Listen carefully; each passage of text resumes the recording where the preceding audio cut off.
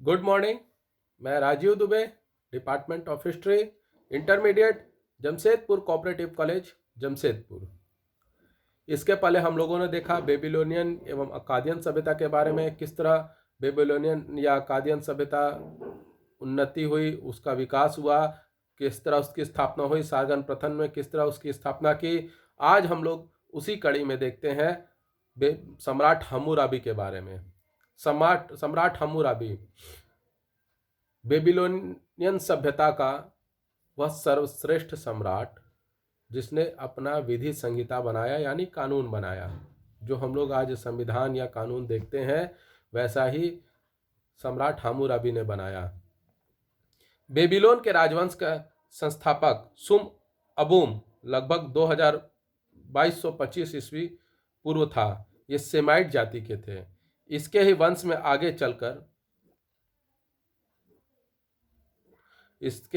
आगे चलकर हम्मुराबी 2123 से 2080 ईस्वी पूर्व बेबीलोन का एक प्रतापी शासक सिद्ध हुआ। यानी जो हम्मुराबी था वह बेबीलोन का सर्व प्रतापी शासक बना। यह सिन मुबालिद का पुत्र था। हम्मुराबी ने इलैम व अमोर के शासकों को अपदस्थ कर मेसोपोटामिया में बेबीलोनियन सभ्यता की स्थापना की। यानी उसने इलैम और अमोर को भी परास्त किया, उनके राजाओं को अपदस्थ किया, यानी हराया, और हराकर पूरे मेसोपोटामिया में बेबीलोनियन सभ्यता की स्थापना की।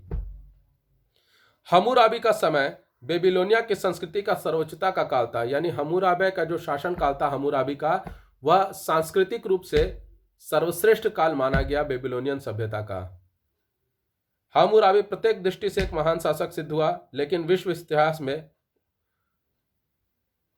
हम्मुराबी प्रत्येक दृष्टि में, यानी हर क्षेत्र में उसने बहुत अच्छा कार्य किया था बेबीलोनियन सभ्यता के लिए, और ये एक महान शासक सिद्ध हुआ। लेकिन विश्व उसको जो जानती है वह उसकी विधि संहिता के लिए जानती है, कोड ऑफ लॉ के लिए जानती है, जो हम्मुराबी द्वारा बनाई गई थी। विधि संहिता जो हम्मुराबी की थी वह उर शासक उर एनगुर द्वारा निर्मित विधि संहिता से कई गुना बेहतर थी। जो विधि संहिता बनाई, यानी कोड ऑफ लॉ बनाया गया हम्मुराबी द्वारा, वह उर के शासक उर एंगुर द्वारा जो बनाई गई विधि संहिता से उससे कई गुना ज्यादा बेहतर थी।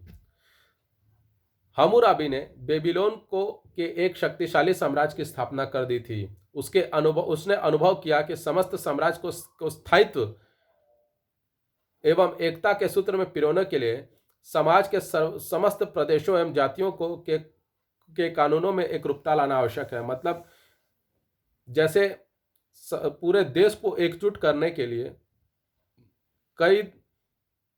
उसमें स्थायित्व लाने के लिए, यानी एकजुटता लाने के लिए, परमानेंटेशन लाने के लिए साम्राज्य के समस्त प्रदेशों एवं जातियों के जो अलग अलग कानून चल रहे थे उसको एक सूत्र में डालने के लिए, यानी एकजुट करने के लिए, यूनाइट करने के लिए एक कानून जो बनता है उस कानून में एकरूपता लाने के लिए, यानी एक कानून होगा जो पूरे देश में लागू होगा, अलग अलग प्रदेश के कानून नहीं चलेंगे। ऐसा करना बहुत जरूरी है, और इसी उद्देश्य के लिए, इसी सोच को पूरा करने के लिए उसने एक बहुत बड़ी विधि संहिता प्रस्तुत की।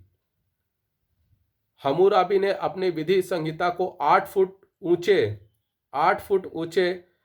पत्थर स्तंभ, पाषाण स्तंभ पर 3600 पंक्तियों में लिखा। 3600 पंक्तियां थीं, यानी लाइनें थीं, उनमें लिखा। इसे बेबीलोन में मर्दुक मंदिर ए सागिल में स्थापित किया गया। जिस पाषाण स्तंभ पर यह विधि संहिता अंकित की, उस पर सम्राट स्वयं सूर्य देवता से कानून लेता हुआ चित्रित किया गया। यानी उसमें जो चित्रित किया गया कि सूर्य देवता उसको कानून दे रहे हैं और वह राज्य की जनता को कानून बता रहा है कि ये कानून होना चाहिए।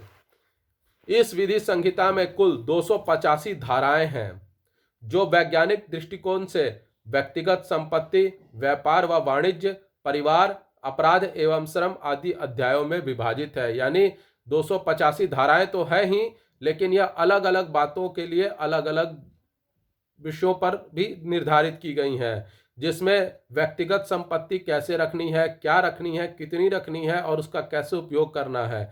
व्यापार व वाणिज्य, व्यापार आपको कैसे करना है, वाणिज्य का क्या उपयोग करना है, ये सभी चीज़ें। परिवार में क्या होना चाहिए, परिवार का कैसे होना चाहिए, परिवार के नियम कानून कैसे होने चाहिए, ये है। अपराध और श्रम, यानी अपराध किया तो उसका दंड क्या होगा, अपराध के बारे में अपराध के पूरा विश्लेषण दिया हुआ है, पूरा डिटेल में दिया हुआ है। उसके बाद श्रम, मेहनत करना है तो उसके मजदूरी करना है, श्रम करना है तो उसके लिए क्या कानून होंगे, वो सभी चीज़ें अलग अलग चैप्टर बनाकर, अध्याय बनाकर उसमें दिया गया है।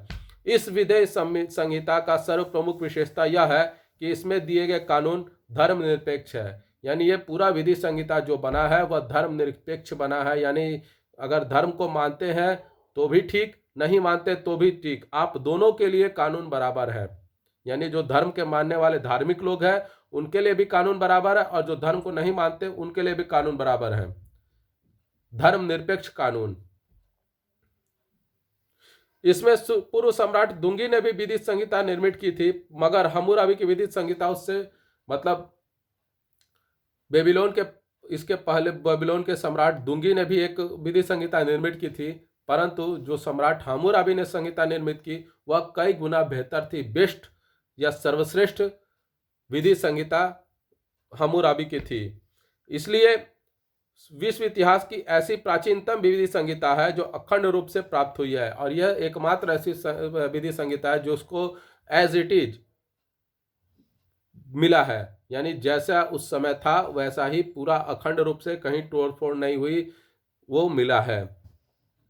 हम्मुराबी विश्व इतिहास का वह प्रथम शासक था जिसने शासन संबंधी, व्यापार संबंधी एवं व्यक्तियों के सामाजिक व्यवहार संबंधी कानून बनाए। यह पूरे विश्व का पहला ऐसा शासक था जिसने शासन संबंधी, शासन किस प्रकार होना चाहिए, व्यापार किस प्रकार होना चाहिए एवं व्यक्तियों के सामाजिक व्यवहार किस तरह से होना चाहिए, इन सभी चीज़ों के संबंध में उसने कानून बनाया।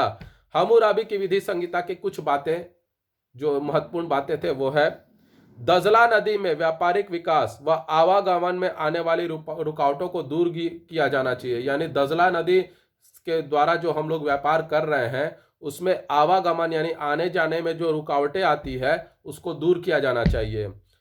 कर समय पर एकत्रित होने चाहिए और कर न देने वाले को दंडित करना चाहिए। जो टैक्स जो सरकार लेती है, जो राजा को टैक्स मिलता है, वह समय पर ले लेना चाहिए, और जो टैक्स नहीं देता है, जो कर नहीं देता है, उसको दंडित किया जाना चाहिए। बेईमान न्यायाधीश व राज कर्मचारियों को भी न्याय हेतु सामने आना चाहिए। यानी अगर बेईमान न्यायाधीश है और राज कर्मचारी तो उनको भी न्याय के लिए सामने आना पड़ेगा। आप गलत करके नहीं बच सकते, आप राज कर्मचारी हैं तो आप गलत करके नहीं बच सकते, आपको भी वही न्याय मिलेगा जो आम आदमी को मिलना है। यदि कोई पुत्र अपने पिता को पीटे तो उसके हाथ काट दिए जाएंगे। यदि कोई पुत्र अपने पिता को पीट देता है तो उस पुत्र के हाथ काट दिए जाएंगे। यदि कोई किसी की आंख फोड़ दे तो उसकी भी आंख फोड़ दी जाए। नदी व नहरों को खराब करने वाले को सजा दी जाए, क्योंकि उस समय नदी और नहर ही पीने का पानी और सिंचाई का एक प्रमुख साधन था। ऐसी परिस्थिति में अगर उसको कोई गंदा करता है तो उसको सजा दी जाए। इस तरह से देखा जाए तो हम्मुराबी की विधि संहिता में कानून, व्यापार, कर यानी टैक्स और सामाजिक व्यवस्था में भी संबंधित दिशा निर्देश दिए गए हैं। यानी ये पूरी हम्मुराबी की जो विधि संहिता थी वह पूरी तरह से संपूर्ण थी। हर विषय पर उसमें चर्चा की गई, हर विषय से संबंधित उसमें कानून बनाया गया, और ये बहुत